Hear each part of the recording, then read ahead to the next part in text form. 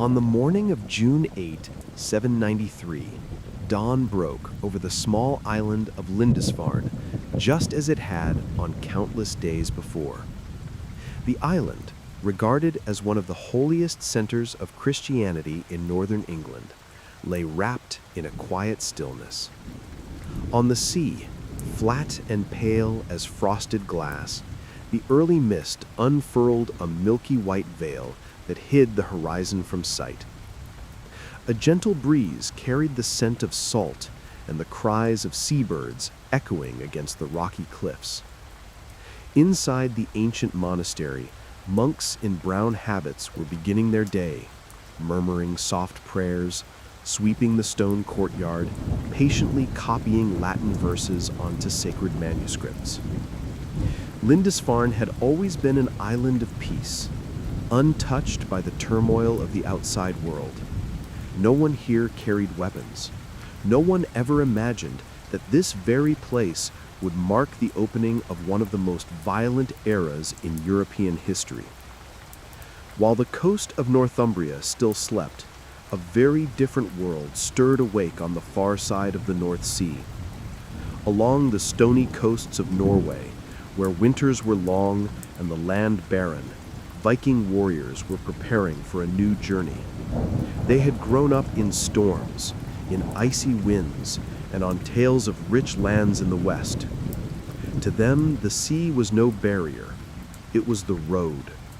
Long ships of oak, light, swift, and dreadful as giant spears, had been shaped by calloused hands, every hammer strike a defiance against fate. Men with wild blonde hair, fiery red beards, and eyes sharp as axe blades spoke of monasteries filled with gold and silver, whose peace had lulled their inhabitants into forgetting vigilance. And this time, their destination was Lindisfarne.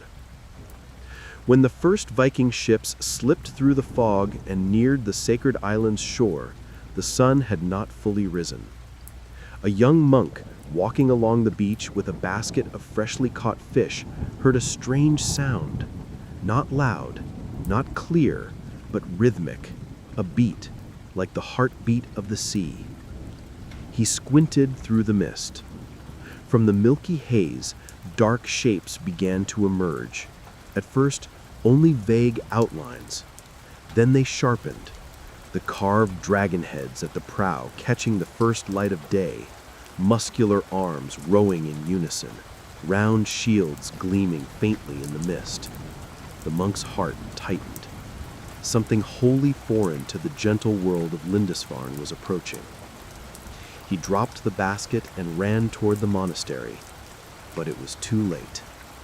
Viking warriors leapt from the ships, splashing through the shallows, their steps heavy and assured as they strode onto the sand. They shouted guttural war cries that seemed to echo from some primordial age, weapons raised, eyes burning with savage exhilaration. The monastery gate shook beneath the crashing blows of axes and hammers. Wood cracked sharply. Inside, monks stumbled in panic, praying as they fled.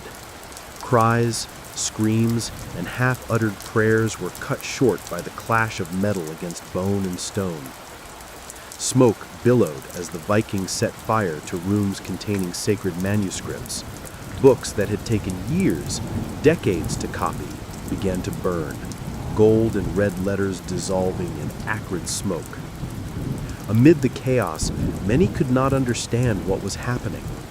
For Lindisfarne's monks, this was more than an attack. It was the collapse of a world they believed was protected by God. They could not fathom how a people they had never known could cross the vast sea to strike at their holiest sanctuary. For the Vikings, it was merely a raid, swift, precise, efficient. They took gold, captured slaves, destroyed religious symbols, and departed as swiftly as fog dissolves in sunlight. When word of the Lindisfarne disaster reached the mainland, Anglo-Saxon England was gripped by horror and paralysis. Contemporary records claimed that before the attack, People had seen strange flashes in the sky, ominous signs from the heavens, and some monks believed it was the wrath of God descending upon them.